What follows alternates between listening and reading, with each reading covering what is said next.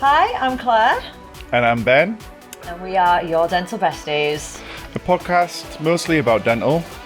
But sometimes not. Sometimes Would you not. say mostly dental or mostly not? Have you say this every time? Is today dental or is today not? Do you know what, Claire? Who knows? We just don't is know. the answer. We don't know what's going to come up. I feel like people get from us now that like there are tangents that we go on, and even though there's a slight kind of framework, it very often doesn't follow that framework. We have like a few points on these cards, which maybe we'll do the top one, and then we'll just go off on our own. Just see how it goes. Little thing. Exactly. And we both got the memo. So if you are listening and not watching on YouTube, we are both in bright pink clothes. Yes, we both got the memo to be pretty in pink today. Yeah. I do have to be very careful about how I sit because my dress is on the shorter side, so I'm trying not to cross my legs, otherwise I might get more You views. might go onto YouTube. You might go viral, Claire. It might go viral if I go to cross my Yeah. legs. This is a dental podcast, not OnlyFans, so we are Be sitting ladylike. very ladylike. Yes. So yeah, what are we talking about today? I think we should talk about CVs, job applications, Interviews. interviews, feedback, maybe. And I think that is a really poignant topic at the minute because you've recently just gone through exams with all your students. Yeah, thank God they're over. And they are over. When do they get the results? Is it soon? Already got them. Some of them are registered. Oh my God. Yeah. Oh, wow. Oh yeah. So we because do a you lot get of your our results. exams like May, June, and then as soon as they find out whether they've kind of passed or they need to refer, then it goes off to the GDC, then they get registered and... Wowzers. So there are people right now looking for jobs who Yep, just qualified. 100%. Is it still the same as like when I qualified, you found out like on the day you did your exams? So like your last exam. No. Oh, is it so not like that like anymore? 1908 was quite a long time ago. Oh my God.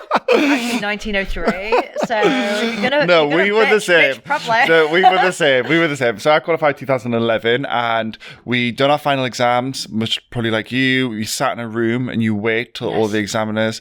And then at the end of the day, you get led down the corridor of doom to the board at the end. You're frantically looking for your name. Yep. And then you see it and you're like, Yeah. Yeah, no, it's not like that anymore. Okay. So they do find out whether they've been successful or unsuccessful, but it's kind of like provisional. So it needs to go to the exam board for ratification. Okay, so the exam board will look through it and they're happy with it. If they are, then it goes onto the proper university transcript and then they get to apply to the GDC. Right. Okay. So, amazing. So it's good to know. And but there are at the minute people that you've taught and they've just qualified and they've passed and they've got the GDC and so they're looking for jobs. So let's talk today about interviews and let's talk a little bit about kind of what they should be asking themselves as well. Oh, that's a good point. Let's start with CV. Yeah. Because I think CV is something which is underutilized. I think when we're at school, we're taught to like do some generic CV on like Word document or something.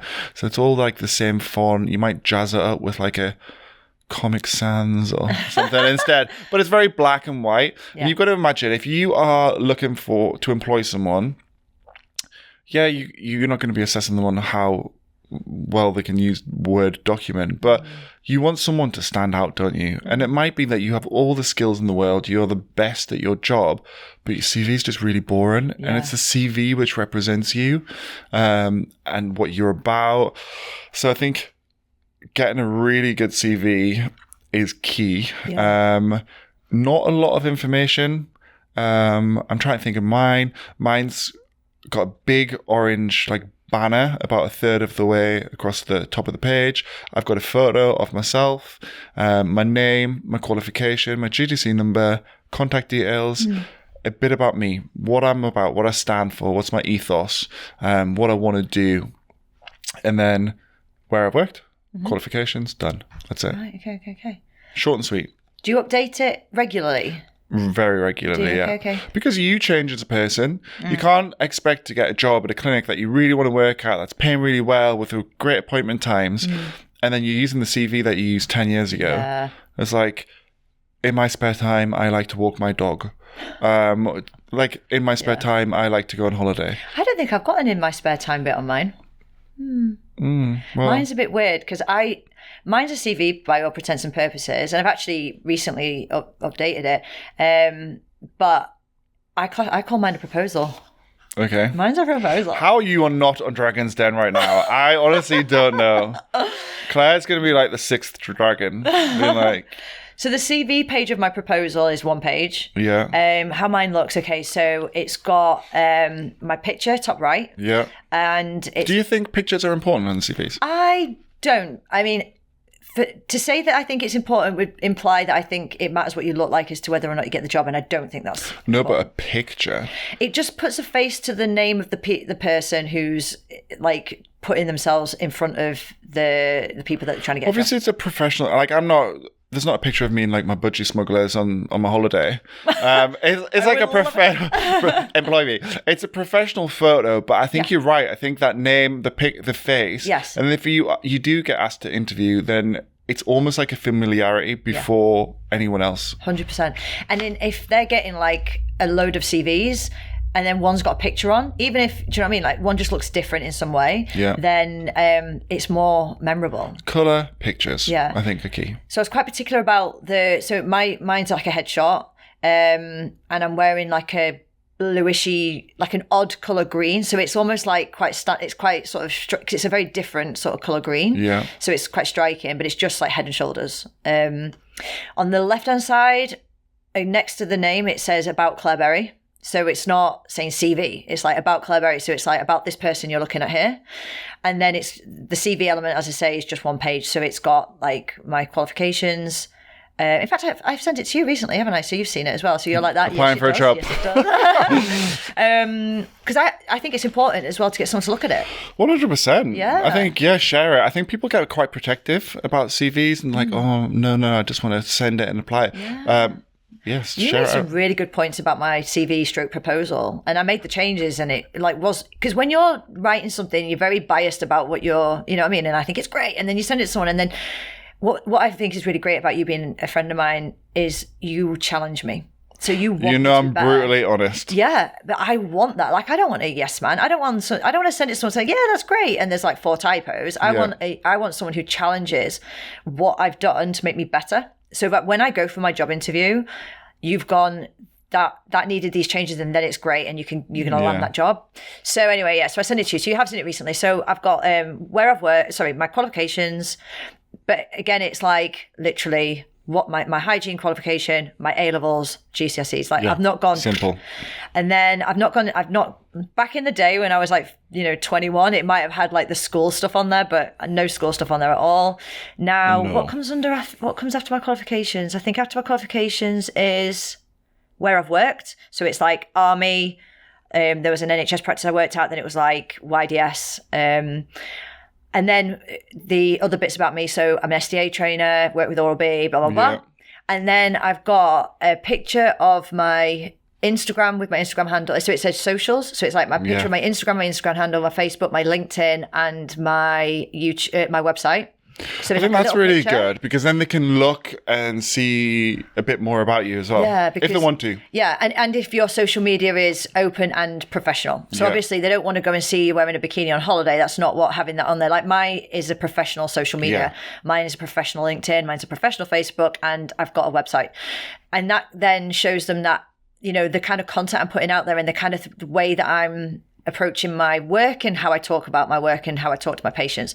So, and that's why it's on there. Not because I'm like, oh, I want another follower. It's purely like this is my professional kind of like platforms. Yeah. So that's like my CV. And then the reason why it's like a bit of a proposal is every practice that I go to and pitch to, because we'll talk about this in a second, because I've interview-wise, I pitch myself. So the front page is, it says proposal on it. There's a picture of me, and then I've got their logo. So every time I go to a practice where I'm doing something that I'm pitching to them, whether it be a consultancy or whether it be like I want to work there or whatever, their logo's on there. So it's like I'm pitching this to you. And it's then like bespoke for them. And then it'll say written by Claire Berry for Dr. whoever is the practice owner.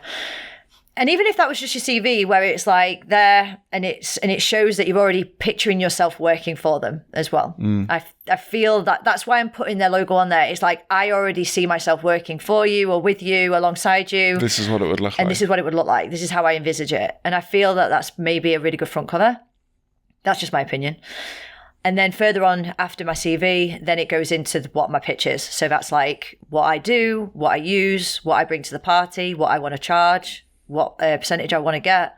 But that maybe isn't something that most people would do. That's only because I'm going about it a slightly different way. But if I was going for a job that was advertised, I'd have that front page and I'd have the CV. So the proposal is for jobs that aren't advertised? Yes, my proposal is for jobs that aren't advertised. And when we said we were going to have this conversation today, I actually was like, oh my God, I'd never thought this before. I actually have never had a job interview. I've been into. Do you want one now? I've interviewed other people, but every job that I've got post army, I've gone for a job that didn't exist, and I've gone in there pitching myself as you.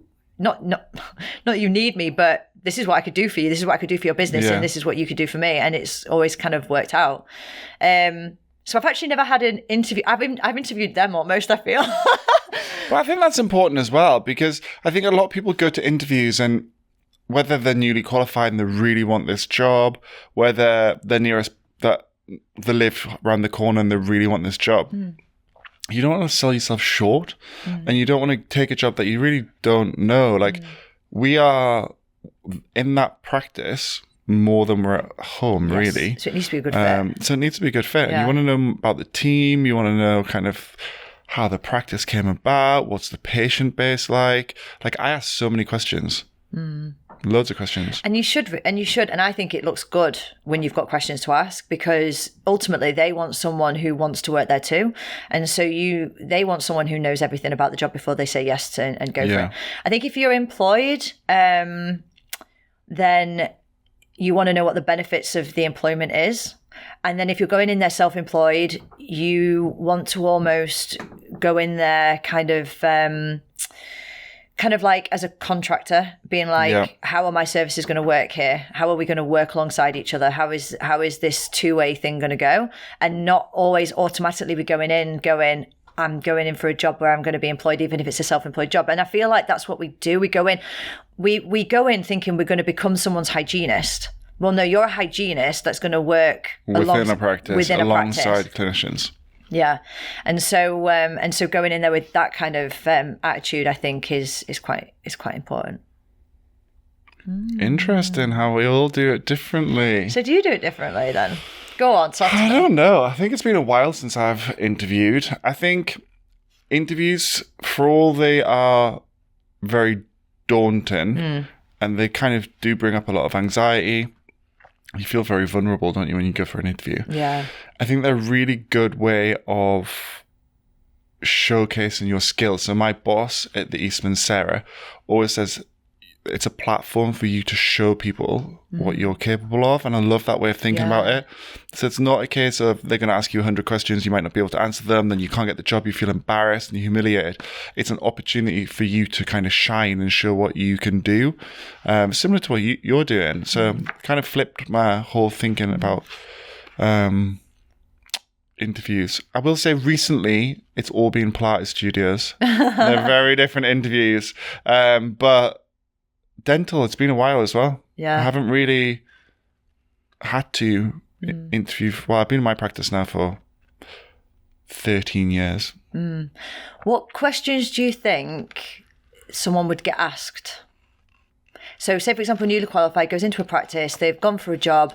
What kind of questions are they expected to be asked? I think, one question I think that you should ask them is you really want to know. So as a clinician, going into the interview, speaking to the interviewer, I would say, how long are the appointments? Do you know what? I'd be saying, do you mind if we have a walk around and we have a look at the diary? Because I think sometimes what's said in an interview, and I've seen this a lot on the forum, what's said in the interview and what actually transpires have been two different things. So I think almost like, not that you're going to go in there going, let me see proof of the 30-minute appointments or 45-minute appointments, but maybe going in, like, as you're having the look around the practice, say, can I have a quick look at the diary, or can I have a quick look and see what the hygienist diary is looking like today? If there's another hygienist working there. That's a really good point, because I want to know. I'm a question person anyway, so I'm like, how long's the hygienist been here for? I want to know that.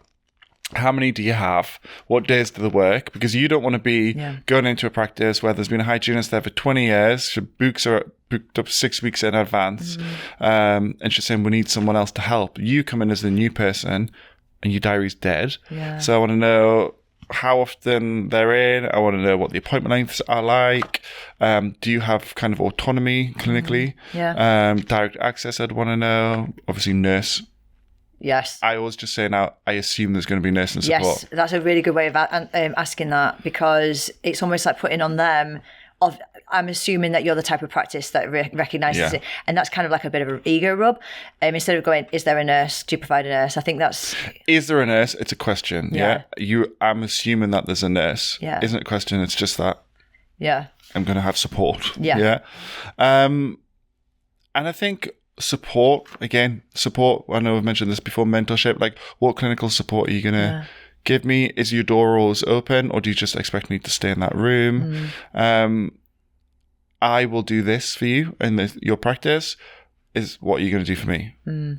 Is it kind of team training? Is it investment in time? Are you going to teach me photography? Like, I don't know, these types of things. 100%. I would have gone through their website and I'd know all the clinicians that work there. So before the interview, I'd be like, I know that they've got 3 general dentists, 2 cosmetic dentists, and then the lead person is blah blah blah. And I'd know kind of like what if they're a specialism or if they've got a special interest. Like, I'd have done my research, and then you could even say something like, you're an oral surgeon and I really, really respect your work. If I ever saw any pathology that I was worried about, is your door open so I could come and ask you? I'm really keen to learn as well. So if you saw anything that you think I could learn from, could I come up and have a look? Like, could I learn from you? And I'd almost, again, it's not ego rubbing. It's kind of just like, we're all learning off each other all the time. Like, you teach me stuff all the time. One of my mantras is there's I'd even say this. I'd say one of my mantras is opportunity in every conversation. And there's stuff I'm going to be able to learn from you, so I'm really excited about that. But also, if I needed to ask you anything, would you be able to help me, because I'm newly qualified, or I've only been qualified 2 years, and so there's going to be things that I want to keep learning all the time. Preempting that, so that when you get to the job and you do have questions, you're not like, oh my God, I've got to ask them, or they're like, oh, well, you meant to know this already. You're almost preempting the fact that you are probably going to have questions. But I think it comes from experience and confidence again. So as you kind of get more and more experience, you get more and more confident. But saying those things. And asking, and you know what to ask for. As a newly qualified, you do feel very exposed, and you just want experience and money. Is the answer. So it's just about not selling yourself short. And remember, dentistry is a small world. Like, reputation and name does travel. So if you kind of hop between practices a lot, it does look bad, doesn't it? Yeah, it does look bad. There's that. Also, we're talking about hygiene here, I'm assuming. Yeah. Therapy is like a whole other ball game, I think. Yeah. Because then you've got like FD. Do they still have that? Yeah, you can do it's optional, but you can do your foundation training. Yes, that's a good question to ask. Yeah. Well, you would apply for that separately. So, but you'd be going to an FD practice. Right, yeah. I mean, there are so many things to ask here. I suppose, is it private? Is it NHS? What do you expect me to do? Like, direct access is great for us who've been qualified for a long time. Yeah. But for a newly qualified, it's actually quite scary. Yeah. They're used to having a tutor to ask all the time. Yeah, to then go and ask no one and having that clinical responsibility. It's a lot of pressure. And I just feel like you shouldn't feel pressured when you go to work. You should just be able to, like, okay, this one I'm comfortable with at the minute. Can we review it in 3 months? Can we review it? That's a good idea. Always ask for reviews. Pay. Can I shadow? Can I come in and shadow? Yeah. I think that thing that you said about checking what the practice is like, or what the principal does. If you have a practice and it's a general dental practice, but they've all got a specialist interest in ortho, then you kind of know what the field's going to be. So it's going to be Invisalign fixed. Okay, so what your recall is like for your Invisalign, are you fixed? Yes. Would I have autonomy over changing it? Yeah. Equipment. Can I have a look at the equipment? What equipment are you using? Yep. If I'm not happy, is it all right if we order new equipment? Yeah. All of these things. You just want to know everything. Like, my interviews have never lasted less than an hour. Yeah. because I'm constantly like, yeah.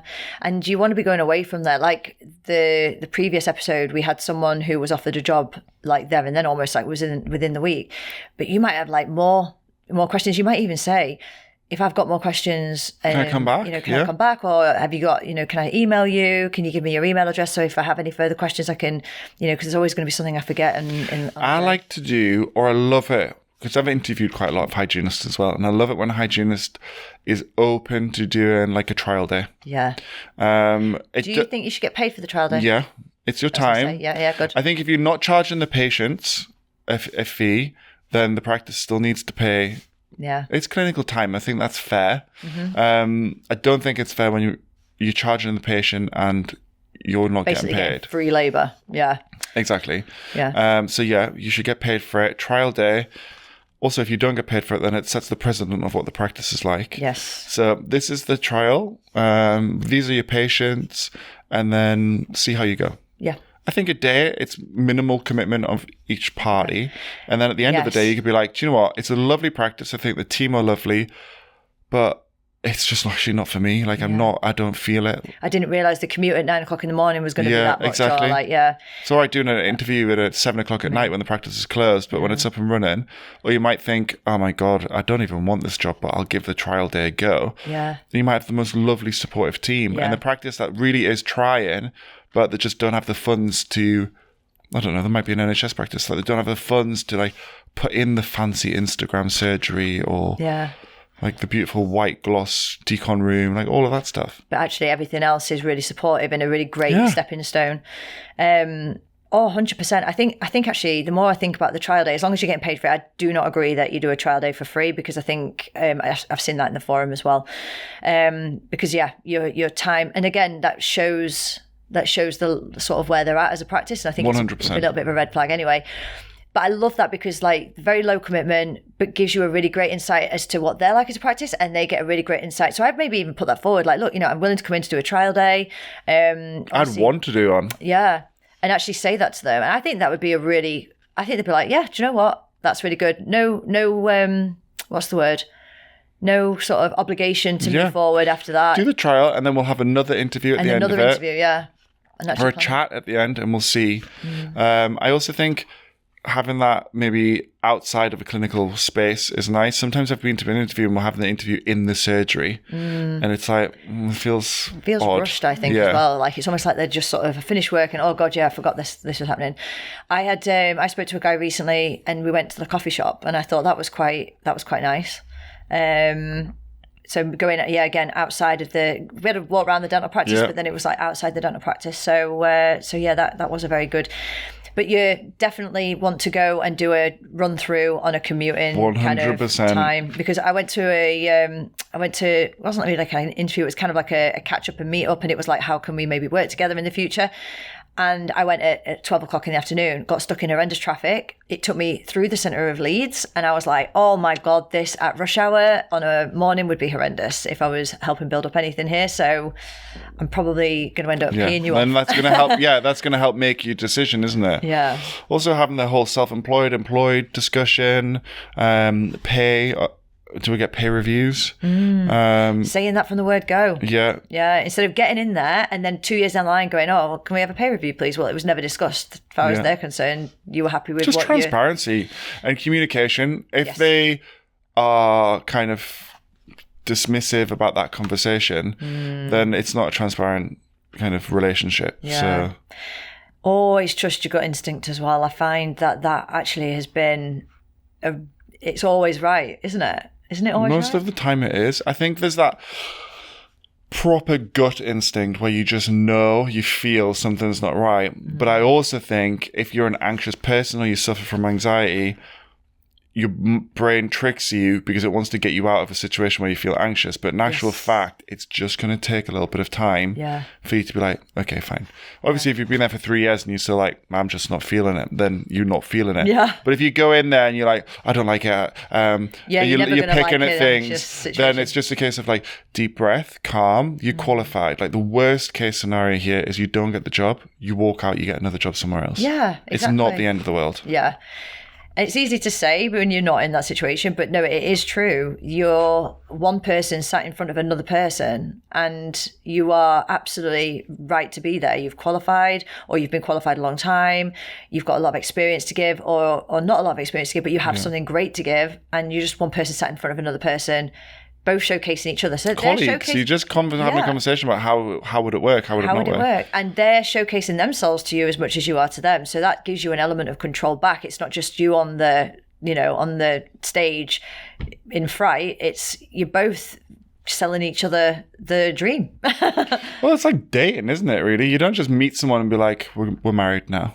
Like, you want to find out a bit about them. You might have things that you're like, I don't like that about you, but it's not the compromise. Yeah, is that a compromise? It's not that big a deal. You can get on with it. Yeah. You don't floss every day, but... Yeah, that could get you to maybe do it like that. Well, that's the problem, is when you go in there going, I can maybe change things. Yeah. Often we do always do that, though, because you look and you're like, okay, I can make that better. I can make that better. That's actually good, which I'll take to somewhere else if ever. Do you know what I mean? You build up. That's what you do. 100%. No, that's good. I think that's a very valuable little podcast there for people that have just qualified, or even not even just qualified. A lot of people just go in for jobs. But I do think, like you said earlier, the job hopping, it's difficult to find a job sometimes that you like, especially if you're needing to stay in an area. But this is where the pitch comes in. So that's where mine's like a proposal. So how I work a little bit differently, and again, it gives me an element of control, is I have my own kit that I take to practices. And so I feel that I'm an asset to a business. And so I go in there with a business plan. So whenever I approach a practice and I want to work there, so for example, just to go into it a little bit, when I left the army, the practice I worked at first was an NHS private practice, so a bit mixed. They'd never had a hygienist. This is the one where it's 15-minute appointments, and the dentist was like, well, you're lucky because I do it in 7. They'd never had a hygienist. I wonder why they never had a hygienist. They didn't believe in it because he did it all. And they were like, patients won't pay privately. It's a mining town. They won't pay privately, because obviously I'd have to work privately. So I went in completely direct access, and I was like, just let me have that surgery. I know you've got a free surgery. So I went into local newspapers, local radio. I did leaflet drops. I went into local businesses. And eventually the dentist was like, actually, you're probably going to do me a favor here. Then I started being like, because I'd only got out of the army recently, and I was like, oh my God, this is what a civilian practice is like. Oh my God. And that's when I was going to go out of dentistry and go into aesthetics. But anyway, I managed to get them onto 20 minutes, and eventually we're on to 30 minutes. But then I decided I was going to start investing in my own equipment. I was going to start treating patients the way that I want to treat them, and not just use their kit. I wanted to use my own kit. And then I wanted to go high end. So I approached a practice in Leeds. They had a hygienist. They weren't advertising, but I was like, I want to work there. Yeah. So that looks nice. I want to work there. That's my next job. So I went in with a business plan, and they were like, we'll give you 2 days a month. 2 days a month turned into like 4 or 5 days a week after a few years. Then I went to look at a practice for courses to run with one of the companies we work with, and it was stunning. And I was like, I want to work here now. There was issues, and I wanted to get more into the teaching side of things. But to do what we do, we have to be registered at a practice, and that practice was beautiful. It's absolutely stunning.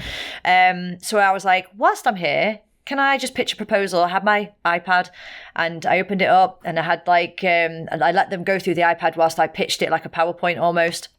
And at the end of it, they were like, this never happens. We've never had someone ever do this before. And they were like, when we've got these days available, when can you start?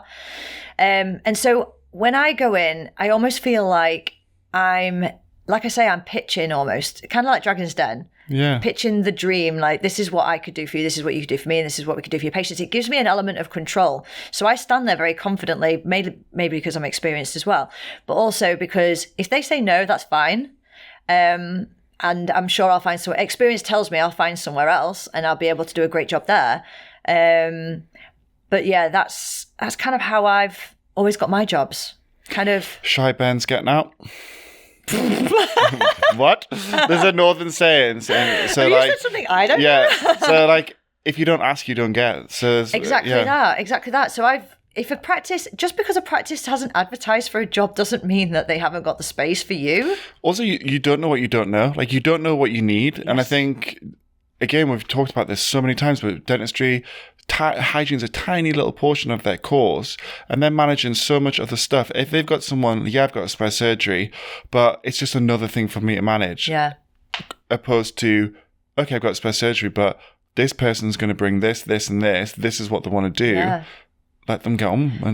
And because I was going in there self-employed saying, I want blah, blah, blah percentage. This is what I'm going to charge. This is the treatments I'm going to provide. They're like, well, the risk's on you. Yeah. The risk's on you. You're going to be sat there with no patients. So then it's up to me to build up that book, speak to all the dentists, do the training for the dentist. This is how you refer to me. This is what my treatment's like. Come in and have a treatment with me. Go to local private clinics. Go to local businesses with a video that says, come and see me on your lunchtime. I'm only down the road. Like all these little ways of building up your diary, direct access. And so, yeah, like that's kind of, but just so if you are looking for a job, so we've talked about job interviews, we've talked about you interviewing them interviewing you. But if you want to change jobs or if you're wanting a job, just because a job's not advertised doesn't mean you don't approach them with something as well. So that's another little thing we just added on that we didn't speak about earlier, but that could be another little nuance. Go for it. Go for it. Seize If the you day. don't ask, you don't get. Shy Ben's getting out. Shy Ben's getting out. Oh, I can't believe you told me something new today. No, I love that.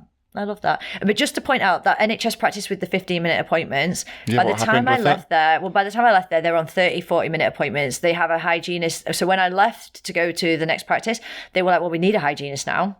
Because we built it up and they believed in it, and it was new owners as well. So I was there over a change of ownership, and they are super, super lovely. I'm still very much in contact with them, and they absolutely adore the hygiene department. So I want to just put out there that if they do listen, because I'm sure they will, I love you all to bits, and it wasn't you I was talking about. But yeah, they nice. Actually ended up changing things, and that was one of those situations where I did manage to go in and change it from the inside, because you can sometimes do that too, but not all the time. So you can't always go into an interview and take a job assuming you're going to be able to change things from the inside. Sometimes that's difficult. We were always trying to change practice for patients, for clinicians, aren't we? It's like and it's constant battle, but we keep persevering.